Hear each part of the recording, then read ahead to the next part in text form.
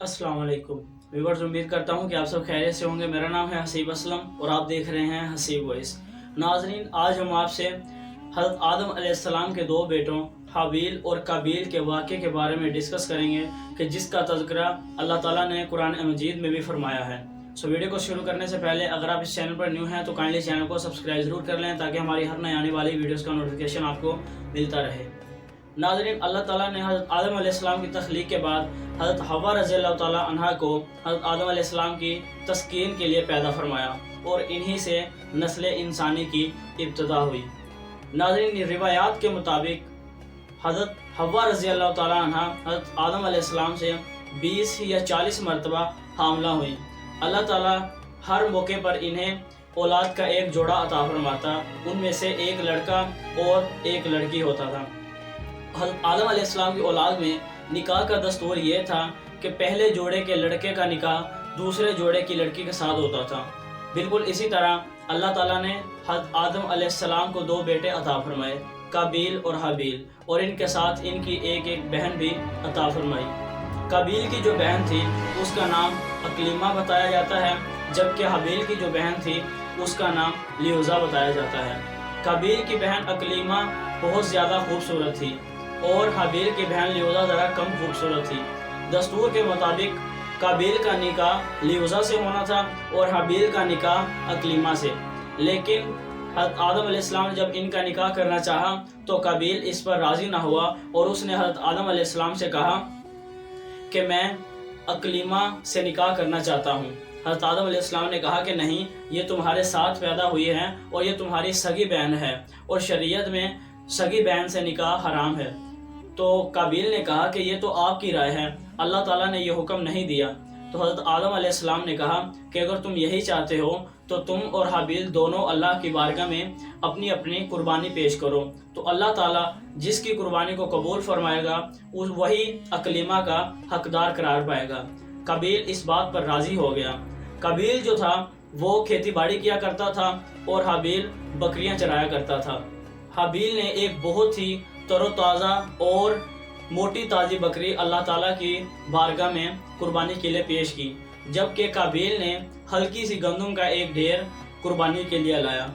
जब इन दोनों की कुर्बानी को पहाड़ पर रखा गया तो उस दौर में कुर्बानी कबूल होने का तरीकाकार ये होता था कि आसमान से एक आग गिरती तो जिसकी कुर्बानी कबूल होनी होती थी वो उसकी कुर्बानी को खा लेती थी। बिल्कुल इसी दस्तूर के मुताबिक इन दोनों की कुर्बानी को पहाड़ पर रखा गया और हज़रत आदम अलैहिस्सलाम ने अल्लाह ताला से दुआ फरमाई। तो नाज़रीन, इसके बाद आसमान से एक बिजली गिरी तो उसने आकर हाबील की कुर्बानी को कबूल फरमा लिया और इस तरह हाबील ही अकलीमा का हकदार करार पाया। लेकिन इस मामले के बाद काबील अपने भाई हाबील से बुग़्ज़ और हसद करने लगा।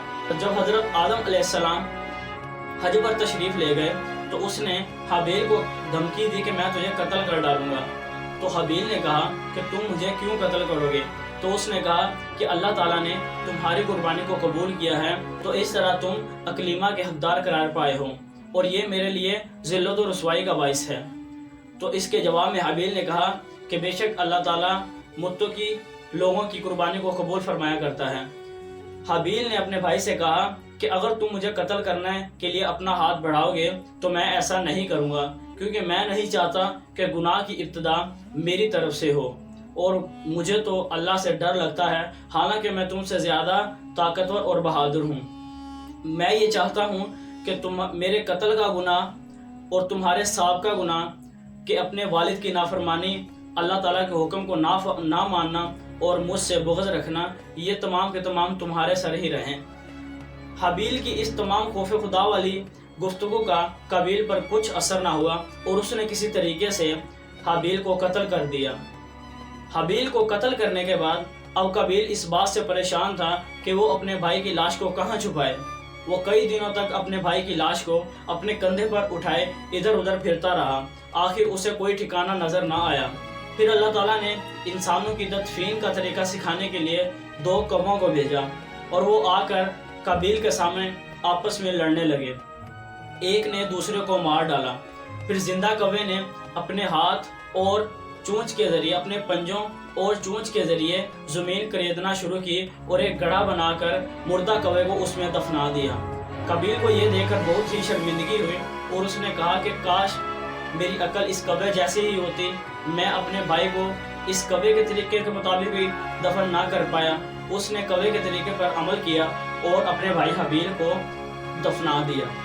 हाबील को कत्ल करने के बाद कबील का बहुत बुरा हाल हुआ और अल्लाह ताला ने इस दुनिया में ही उसको इसके गुनाह की सज़ा दी।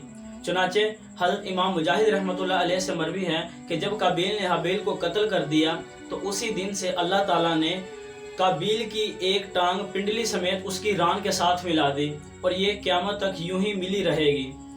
और इसके अलावा अल्लाह ताला ने इसका चेहरा सूरज की तरफ फेर दिया कि सूरज जिस तरफ घूमता था उसका चेहरा भी उसी तरफ घूम जाता था।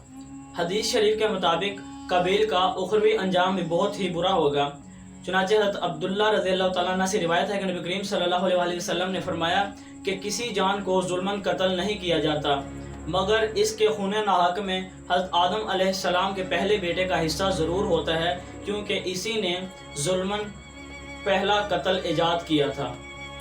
सुनादे इससे मालूम होता है कि अगर कोई भी इंसान कोई भी गुनाह इस दुनिया में ईजाद करेगा तो जब तक लोग उसमें मुलविस रहेंगे उसे भी उसका हिस्सा ज़रूर मिलता रहेगा और वो आखिरत में इसका अंजाम ज़रूर भुगतेगा। सो नाज़रीन, ये थी हमारी आज की वीडियो अच्छी लगी हो तो वीडियो को लाजमी से लाइक और चैनल को सब्सक्राइब जरूर करें ताकि हमारी हर नई आने वाली वीडियोस का नोटिफिकेशन आपको मिलता रहे। मिलते हैं आपसे अगली वीडियो में। अल्लाह हाफिज़।